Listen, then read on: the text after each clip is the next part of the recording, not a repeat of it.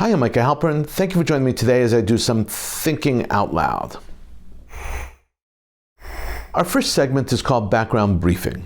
The first thing I've been thinking about is Ramadan. Most people, if they know anything about Ramadan, recognize it as the month of fasting observed by Muslims. But it is much more than merely a month-long fast. Now the month of Ramadan is upon us, and Ramadan has become to occupy a significant space in the news world.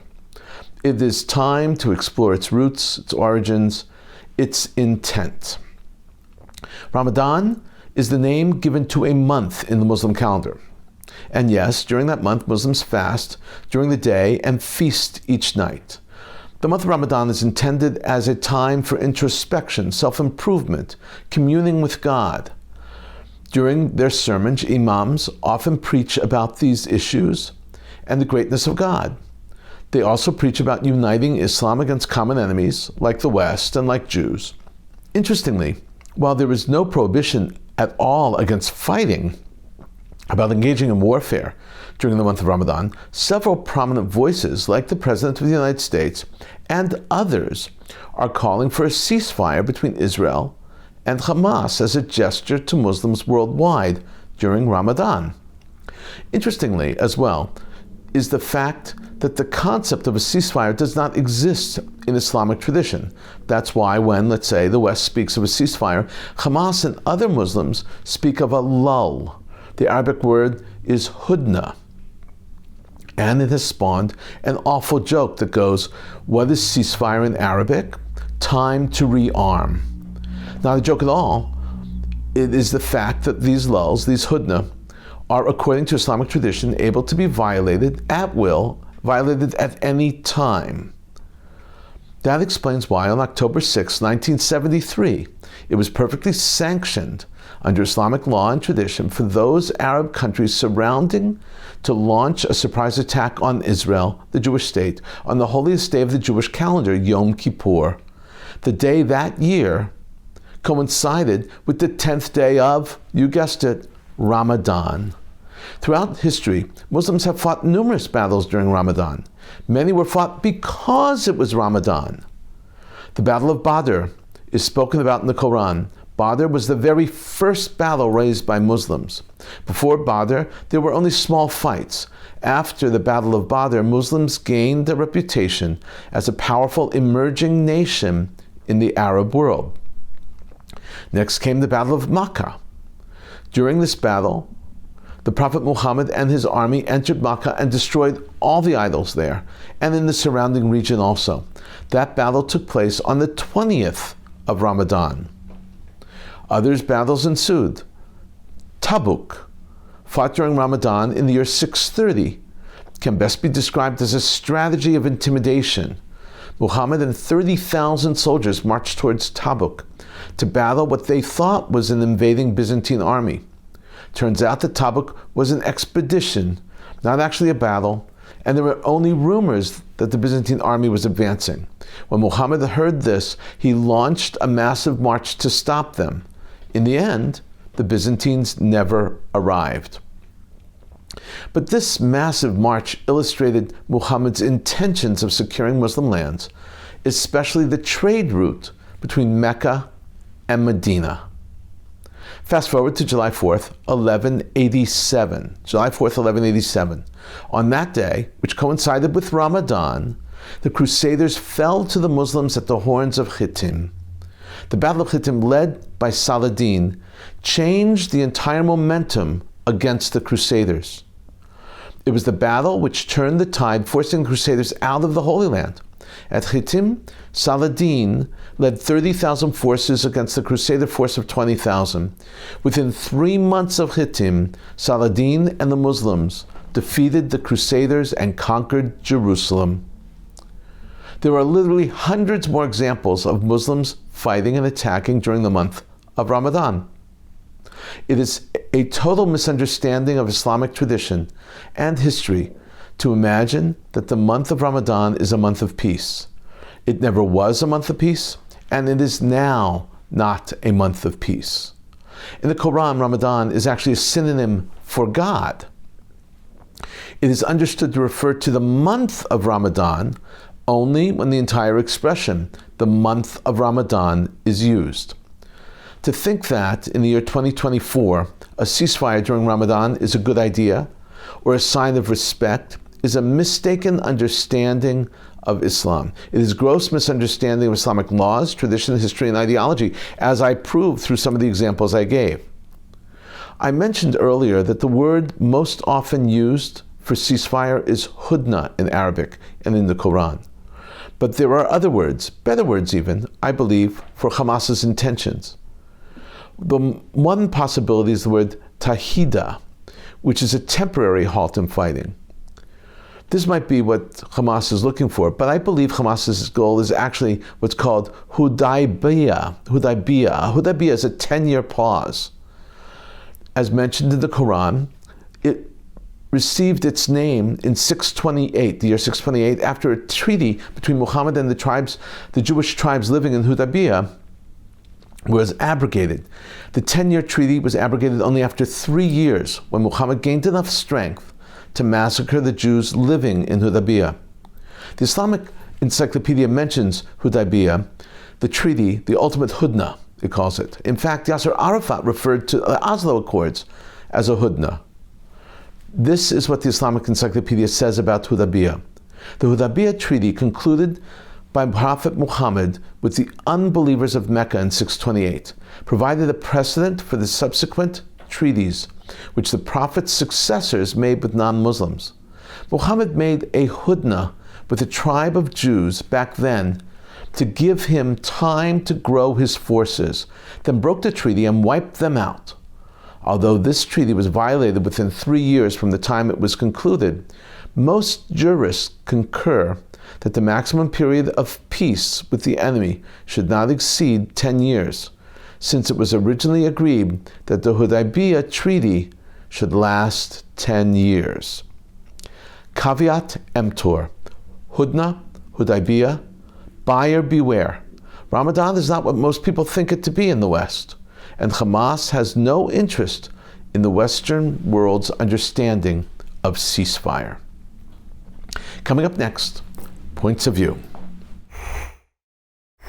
First up is a column from the Wall Street Journal. It was published on February 25th, 2024.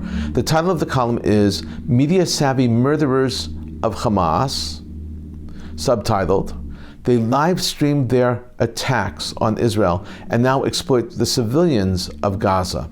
The column was written by Daniel Hagari. Hagari is the chief spokesperson for the IDF. You've seen him on air. With this column, he explains the situation in Gaza as he sees it, as Israel sees it. He makes everything seem so clear. Hagari explains what Hamas is doing and how and why Israel is responding the way it responds. This is how Hagari begins. In an era when terrorists live stream their atrocities, the Hamas massacre of October 7th is arguably the most well-documented attack in history. The meticulously choreographed spectacle of savagery and sadism saw Hamas mercilessly murder, butcher, rape, and burn Israeli families alive, documenting their crimes with GoPros and cell phones. The terrorists even live-streamed their atrocities on their victims' social media accounts. That was only the first phase of Hamas's media strategy. When the fighting shifted to Gaza, Hamas went from massacring Israeli civilians to hiding behind Gaza civilians. For the past 16 years, Hamas has systematically embedded its terror infrastructure inside and under civilian areas in Gaza as part of its human shield strategy. IDF troops discovered that most homes in Gaza have terror tunnels underneath or weapons caches inside. And the majority of schools, mosques, hospitals, and international institutions have been used by Hamas for their military operations. Hagari now explores the idea of human shields, explaining that Hamas hides behind civilian populations, knowing that Israel will not fire. Hagari continues. Hamas has forced Gazans to stay in active combat zones by blocking their attempts to move out of harm's way. When civilians manage to reach the safer areas to which we guide them, Hamas then moves to those areas, turning humanitarian zones into staging areas for further attacks. By embedding itself among civilians, Hamas conceals itself from the cameras covering the conflict. By instructing terrorists to dress in civilian clothes, Hamas camouflages its terrorists as innocents. By waging war from inside and underneath hospitals, Hamas hopes that international law and public sympathy will provide a shield for their military activities. Now the IDF spokesperson delves into Israel's fight against Hamas and Israel's fight tactics. Hagari writes, "The Israel Defense Forces, by contrast, conducts its operations with caution, transparency, and in accordance with international law. Hamas wants the world to believe that the IDF is at war with all of Gaza. In reality, our war is against Hamas, not against the people of Gaza, which is why we take extensive measures to minimize harm to civilians Hamas puts in the crossfire. We are fighting this war with a heavy heart, aware of the tragic loss of civilian lives on both sides." In conclusion, Hagari explains exactly what Israel's goal for this war is. "Our mission is to dismantle Hamas and bring our hostages home, not to destroy Gaza or displace its people. Hamas's strategy may shift from massacring Israeli civilians to hiding behind Gazan civilians. But our strategy remains consistent and clear. Ensure that October 7th never happens again. We will continue fulfilling this mission while upholding the values and exposing the true face of Hamas to the world." Unfortunately, this column was in the Wall Street Journal. Unfortunately, because Hagari was preaching to, as they say, to the converted. I do not think that there is a single reader or a single subscriber to the Wall Street Journal who disagrees with Hagari and Israel. But I am still glad they published this column. Next up is a column penned by Seth Cropsey. The column, too, was published in the Wall Street Journal, and it appeared on February 27th, 2024. It's entitled, "The U.S. and Israel Play into Iran's Hands." Subtitled, "Treating Hamas and other proxies as discrete threats allows Tehran's regional power to accumulate." That's the subtitle. Cropsey lays out his argument that Jerusalem and Washington need to know that Iran is the real enemy. Iran's proxies are bad, but Iran is the true enemy. This is how Cropsey begins. As Israel pushes deeper into Gaza and prepares for war with Hezbollah in the north, Iran's campaign against the Jewish state and the U.S. is approaching an inflection point. Jerusalem and Washington need a new strategy that recognizes Tehran as their true enemy, whose proxies function like an empire instead of telegraphed American airstrikes or Israeli octopus doctrine of punishing Iranian proxies. Both nations must work to collapse Iranian power in Iraq, Syria, and Lebanon. Israel's greatest failure since October 7th is political. Much of the world considers the massacre another round of Israeli-Palestinian violence, not an Iran-orchestrated attack. Since 2021, Hamas has been a full-fledged member of what Tehran calls its axis of resistance, a proxy network that spans the Levant, Lebanon, and Yemen.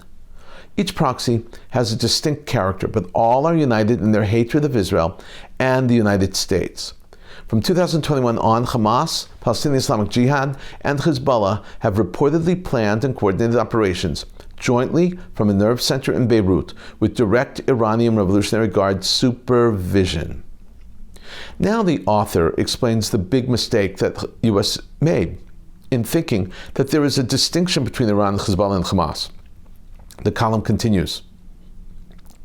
America has insisted on a fictitious distinction between Tehran and its proxies, but the threat this pseudo-empire poses to the U.S., as well as countries across Europe and Asia, is real. Iran's goal is regional dominance, by which it plans to export the Islamic Revolution throughout the Middle East. And Iran with proxies across the Levant, and in time, the Arabian Peninsula, would be a bona fide great power capable of competing with Europe, Russia, China, and India for Eurasian influence. It would be able to challenge America directly in military, diplomatic, and economic terms. Eurasia has never been able to secure itself absent a stable Middle Eastern order. Even ignoring its oil flows, the Mideast is the nexus point between Europe and Asia, and therefore the linchpin of the Eurasian economic power on which the U.S. depends and key transit route for U.S. military forces. Yet rather than consider the Israeli struggle as a key to greater geopolitical stability, Washington treats it as merely another Gaza war. Attacks by Iran-backed militants in the Red Sea and on the U.S. bases in Iraq and Syria are considered aftershocks of the Israeli-Palestinian conflict. This plays into Tehran's hands. Iran's difficulty is that it can neither win a conventional war against the U.S. nor physically conquer Israel so long as America remains in the region. In conclusion, Cropsey explains that Iran is only going to get better positioned as the U.S. and Israel live a fiction. He writes, Iran has cash, but a more expansive sanctions regime, a change in oil prices, or other macroeconomic disruptions would undermine the resources it has to fund its proxy's conquest campaign. Adding direct rule to this set of tasks would overwhelm Iranian capacity, transforming Tehran's proxy network into a costly, restive empire populated primarily by Sunnis with few sympathies for Tehran's Shiite mullahs. This strategy would cut each head off the Iranian imperial monster until it is left with only the core. The issue is the degree to which Iranian manipulation of the U.S. has already succeeded. Washington has failed to respond seriously to the Iranian attack since October 7th, holding to the lie that Tehran isn't in control of an axis it quite obviously is. The result is American paralysis, which will only intensify as Iranian pressures increase. Coming up, commentary through cartoons where pictures tell the story. We're going to do something different today. In place of cartoons, memes, headlines, today we're going to focus on posters. Posters. A poster war has erupted on the Upper West Side of Manhattan, and I'm going to show you some of it. After October 7th, we all know Hamas massacred in Israel a terrible, terrible situation and took hostages. Posters of the hostages kidnapped by Hamas were posted all over, and then they were ripped down. That friction, putting up versus ripping down, has been ongoing since October 7th. But recently, however, new posters have been popping up. Here are 15 of those posters, and I want to show them to you. Some are pro-Israel, pro-Jewish, some are assuredly not. In this poster war, it is individuals, residents of the Upper West Side, who create these posters and put them up. The first creative poster plays on Larry David, the famous comedian and writer who writes and stars, of course, in Curb Your Enthusiasm. Here, we have an image of him saying, "Curb your anti-Semitism." This next poll has been festooned with two posters. One says, "Bring them home." The other says, "Curb your anti-Semitism." Again, against my better judgment, I am using this poster, which replaces the letter U with the Star of David. This next poster displays a picture of a U.S. flag and the words, "I stand with Israel," on it. Now a poster against Israel. It was created by the New York City War Resisters League. It reads, "Sick of paying for war and genocide? Protest on tax day. Refuse to pay war taxes." Another anti-Israeli poster, which reads, "Hands off Rafah. Ceasefire now. Stop genocide." This next poster says, quote, "I love hummus, not Hamas." Note that the letter O is replaced by an Israeli flag in the hummus. This is a repeat, but definitely a variation on the theme. On this poll, there are three posters of kidnapped victims, and on one of the posters is written, "Curb your anti-Semitism." On this poll are remnants of posters of kidnapped victims. A new poster is up now, written in Hebrew. It reads, L'sipur shelanu yiyeh sof tov. Our story will have a happy ending. And this poster of a kidnapped victim reads, "Home safe," with an exclamation point. I find this message to be very powerful. It reads, the person who tore down this poster supports murder, rape, and mutilation of Jews. This Israeli flag is covered, and the new poster reads, "If you oppose a ceasefire, you lack a moral conscience," with a peace sign, certainly an anti-Israel poster. This poster reads very simply, "I stand with Israel." And finally, another repeated theme, but a variation on the theme. On a pole adorned with posters of kidnapped Israelis, a new poster has been added. It reads, "Stand with humanity, stand with democracy, stand with Israel." Rather than simply vindictively tearing down something you don't like, how much more civilized and creative it is to engage in the war of words, in this case expressed through poster art. I was actually very impressed by this. In a moment, more of my own perspective and a few predictions. U.S. military commanders said that they conducted a strike against the Iranian-backed Houthi surface-to-air missile that was preparing to launch from Yemen. U.S. Central Command said on X that the Houthis launched an anti-ship ballistic missile into the Red Sea from Yemen. Yemen's Houthis vowed to continue targeting British ships in the Gulf of Aden following the sinking of a U.S.-owned vessel, the Rubimar. The U.S. military confirmed that the UK-owned vessel had sunk after being struck by an anti-ship ballistic missile fired by the Yemeni Houthi militants. Houthi military spokesman Yahya Sari said that the Iranian-aligned group had targeted an Israeli ship, the MSC Sky, in the Arabian Sea. He said the naval forces of the Yemeni armed forces carried out a targeting operation against an Israeli ship, MSC Sky, in the Arabian Sea with a number of suitable naval missiles. And the hit was accurate and direct. Sari also said that the incident happened hours after a separate operations by Yemen's Houthis, during which they targeted a number of U.S. warships in the Red Sea. He vowed to continue these attacks on ships passing Yemen until Israel's offensive against Gaza has halted. The Voice of the Capital website, which is affiliated with the Syrian opposition, reported that the grandson of Hezbollah leader Hassan Nasrallah, Abbas Ahmed Khalil, was killed in an IDF attack on his vehicle in Naqoura in southern Lebanon. It is not quite clear how credible the report is. But according to the report, Khalil is an operative in Imam Hussein division, which is affiliated with Iran and operates for Hezbollah, whose terrorists were target of the strike. According to the IDF, the terrorists had previously fired rockets at Israel. It was also reported that Khalil's father, known as Abu Ali Noah, is Nasrallah's personal escort and fights alongside the Syrian regime and the Iranian militias in Syria. We just don't know for sure how accurate this information is.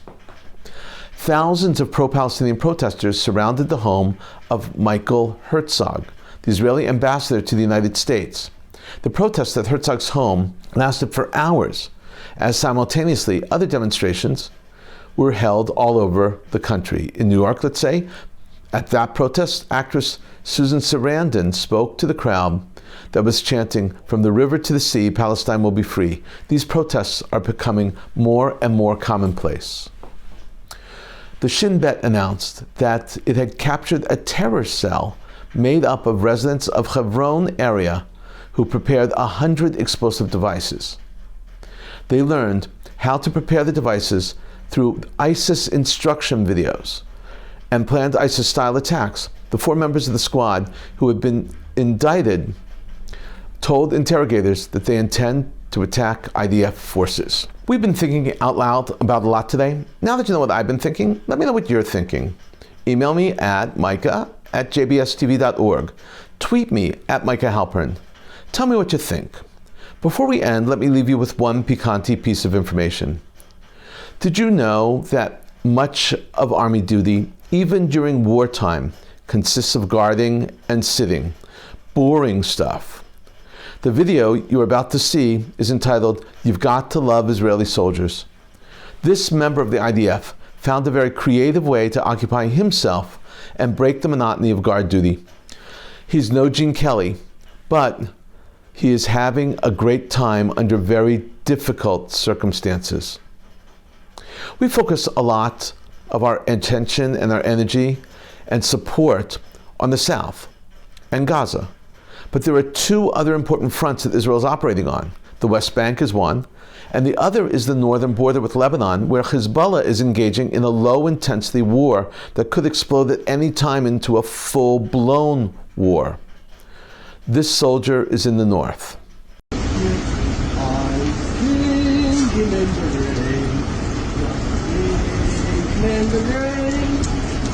Glorious feeling, I'm happy again.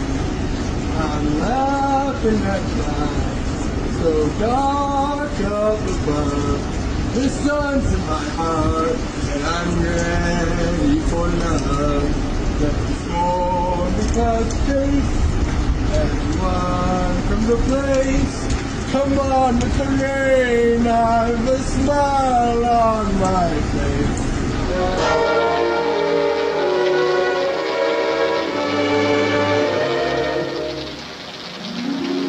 I'm singing in the rain, just singing in the rain. What a glorious feeling, I'm happy again. I'm laughing at clouds so dark up above. The sun's in my heart and I'm ready for love. Let the stormy clouds chase everyone from the place. Come on with the rain, I've a smile on my face. This put a big smile on my face. I hope that you're smiling too. Thank you for thinking out loud with me, Micah Halpern. Let's think out loud again next week on JBS.